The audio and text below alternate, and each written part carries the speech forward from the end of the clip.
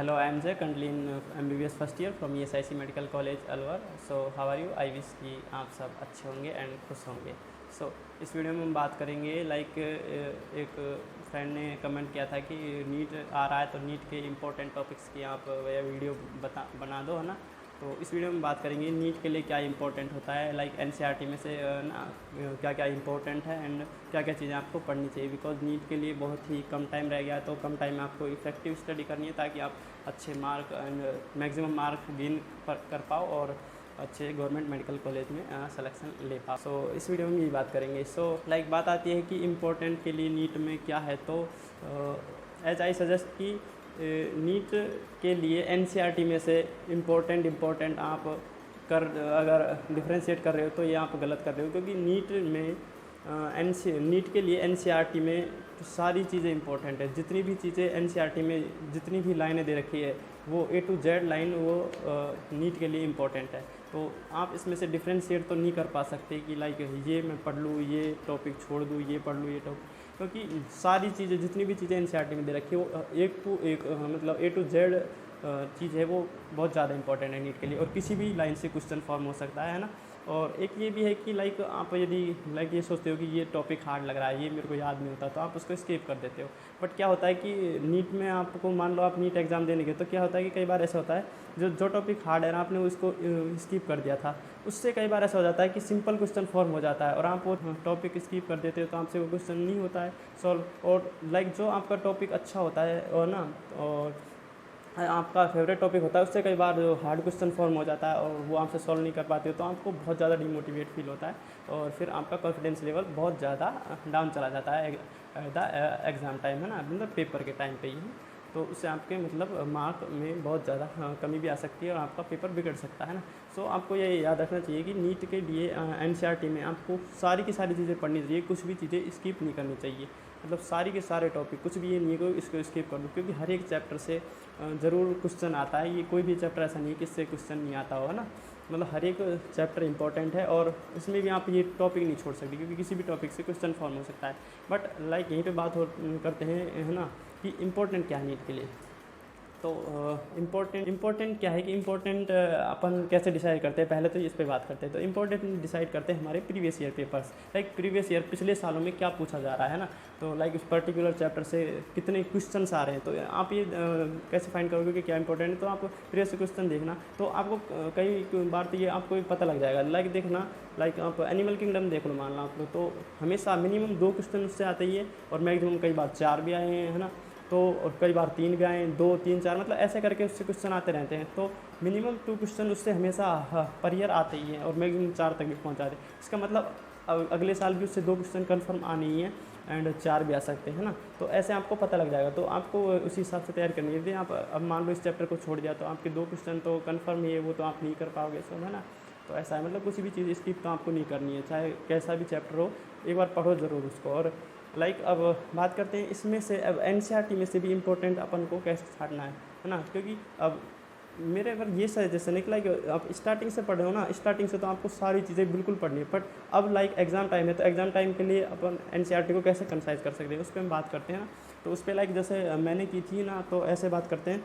तो लाइक मैं कोई आप स्क्रीन पर ये देखोगे कुछ स्लाइड शेयर की है, इसमें जो मैंने ये ग्रीन मतलब ये कलर में जो कलरफुल कर रखी है ना हाईलाइट, लाइक ये मैंने एग्जाम टाइम के लिए कर रखी थी. ये वो है जो प्रीवियस ईयर में इनसे क्वेश्चन फॉर्म हुए थे और ये मैक्सिमम मतलब इंपॉर्टेंट कुछ लाइन्स है ये जो मैक्सिमम क्वेश्चन इनसे फॉर्म होते हैं. मतलब इस पर्टिकुलर पैराग्राफ में से जो भी क्वेश्चन फॉर्म हो सकता है वो मैंने अंडरलाइन कर लिया. जो भी क्वेश्चन नहीं, मतलब क्वेश्चन तो कुछ भी फॉर्म कर देंगे, बट जो इंपॉर्टेंट क्वेश्चन फॉर्म होगा, जो मैक्सिमम जिसकी फ्रिक्वेंसी आने की है ना, उसको मैंने ऐसे हाईलाइट कर रखा है. लाइक आप इसमें देख सकते हो ना, ये बायोमोलिक्यूल चैप्टर का है एंड मैं हिंदी मीडियम से था तो ये हिंदी में है ना, बाकी सेम इंग्लिश मीडियम के लिए लाइक ये है. और ये जैसे इस टेबल से GLUT4 ये क्वेश्चन आया था प्रीवियस ईयर में, तो मैंने ये अंडरलाइन वगैरह कर लिए, सारी चीज़ें इनसे क्वेश्चन आ रहे थे. लाइक अपने ये देखो आप, जैसे ये देखोगे इसमें मैंने ये इतनी चीज़ हाईलाइट कर ली. मतलब एग्ज़ाम टाइम पे जस्ट मैं इन्हीं भी रिवाइज़ कर दूँगा तो मेरे को लगेगा कि मेरा हो गया ये, है ना. ये जैसे ये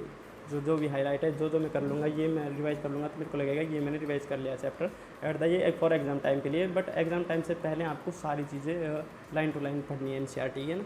लाइक ये आप दो देख लोगे। एंड सेम चीज़ अब ये तो है बायोलॉजी के लिए है।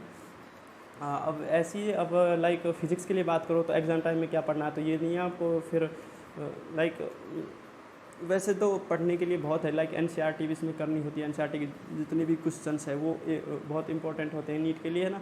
बट अब एग्ज़ाम टाइम आ गया तो अब आपको जल्दी जल्दी से करना है, तो अब आप कैसे करोगे है ना। सो लाइक मैं आपको ये स्लाइडें शेयर कर दूंगा, तो इसमें आप देख लोगे कि ये फार्मूलाज है कुछ, वो अच्छे से कर लेना। जितने भी फार्मूला एनसीईआरटी में दे रखे हैं है ना, जो मेन फार्मूलाज है वो आपको बिल्कुल अच्छे से प्रिपेयर कर लेने हैं। एंड कुछ इंपॉर्टेंट लाइनें हैं जो जिनसे क्वेश्चन फॉर्म होते हैं, लाइक ये कॉन्सेप्चुअल लाइनें होती है ना, वो उन पे भी आपको फोकस करना है। ये सेम फिजिक्स और फिजिकल केमिस्ट्री के लिए, बाकी बायोलॉजी और इनऑर्गेनिक केमिस्ट्री के लिए वही है, आपको एनसीईआरटी पढ़नी है अच्छे से, और जो इंपॉर्टेंट है वो हाईलाइट करनी है, वो एग्जाम टाइम के लिए, जिनसे मैक्सिमम क्वेश्चन फॉर्म होते हैं और वो प्रीवियस ईयर से आपको पता लग जाएंगे। तो तीनों सब्जेक्टों को टैकल करना कैसे हैं आपको। फर्स्ट ऑफ ऑल बायोलॉजी, तो बायोलॉजी में सारी चीज़ें वैसे इंपॉर्टेंट है, बट कुछ ऐसे होते हैं इंपॉर्टेंट लाइनें जो नैन एग्जाम टाइम के लिए होती हैं, आप उन्हें हाईलाइट कर लो तो आपको कंसाइज हो जाएगी बायोलॉजी। आपको इंपॉर्टेंट और कुछ स्किप करने की ज़रूरत नहीं पड़ेगी है ना, और आप उन सारी पढ़ लोगे तो आपको ऐसा लगेगा कि मैंने सारी पढ़ ली एनसीईआरटी और कुछ भी स्किप नहीं किया, आपका कॉन्फिडेंस बहुत हाई हो जाएगा है ना। ये है बायोलॉजी के लिए। अब बात करते हैं केमिस्ट्री, तो केमिस्ट्री में क्या है, इनऑर्गेनिक केमिस्ट्री सेम बायो के जैसे करनी है ना, मतलब उसमें बिल्कुल लाइन टू लाइन इंपॉर्टेंट है, बट उसमें भी अपन इंपॉर्टेंट कुछ एक दो चीज़ स्किप कर सकते हैं, नहीं तो उसमें स्किप करने को नहीं है। मतलब पर मैंने भी की थी, मतलब बहुत सी चीज़ें स्किप नहीं, मतलब जो अनइम्पॉर्टेंट थी है ना, जो अपन वैसे सोच सकते हैं कि होगा। लाइक एटॉमिक साइज़ है, वो एक फैमिली वाला चैप्टर है, इसमें हर एक चीज़ में दे रखा है कि ऊपर से नीचे जाने पर साइज़ बढ़ता है, तो वो तो हर एक मतलब इस फैमिली में बढ़ता है, इसमें पूरी पीरियोडिक टेबल में बढ़ता है, तो एक का बस कर लो, बाकी औरों को स्किप कर दो। आप उन्हें बार बार मत पढ़ो एट द एग्जाम टाइम है ना। जो भी है एटॉमिक वेट वगैरह ऐसे ही ये नहीं चाहिए, तो फिक्स ही रहता है वो ऑर्डर, तो इन्हें बार बार मत पढ़ो, एट द एग्जाम टाइम एक बार ही कर दो सिर्फ है ना। तो वो हो गया इनऑर्गेनिक केमिस्ट्री में, बायो के जैसा ही ऑलमोस्ट है ना, बायो के जैसा ही सेम। एंड इनऑर्गेनिक और अब ऑर्गेनिक केमिस्ट्री की बात करें तो इसमें सिर्फ और सिर्फ आपको मतलब लाइक टीचर्स बोलते हैं कि कुछ बाहर से करने की ज़रूरत पड़ती है ना, सभी बोलते हैं कुछ बाहर से करने की ज़रूरत, बट ऐसे कि बाहर से करने की कोई ज़रूरत नहीं है। इसमें भी सिर्फ और सिर्फ एनसीईआरटी बेस आप करो, जो भी चीज़ें सिर्फ एनसीईआरटी में दे रखी है ऑर्गेनिक केमिस्ट्री के लिए वो बिल्कुल सफिशियंट है, 100% सफिशियंट है ना, या फिर 99% कह लो है ना, बट 100% ही है वो आने में ना, कि जितनी भी रिएक्शन है, कोई भी रिएक्शन इससे बाहर नहीं जाती है एनसीईआरटी से। जो भी रिएक्शन एनसीईआरटी में दे रखी है, जो भी कोई लाइन है, वो सिर्फ एनसीईआरटी से फॉर्म होती है। ऑर्गेनिक केमिस्ट्री में भी है ना, ये मिथ है कि बाहर से करना होता है इनके लिए है ना। एंड अब बात आती है फिजिकल केमिस्ट्री एंड फिजिक्स, ये दोनों सेम सी है।